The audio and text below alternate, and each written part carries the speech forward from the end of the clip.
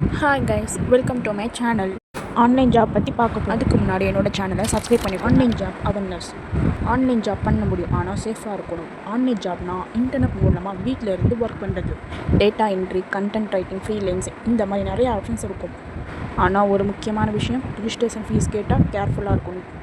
Genuine கம்பெனினா மணி கேட்காது.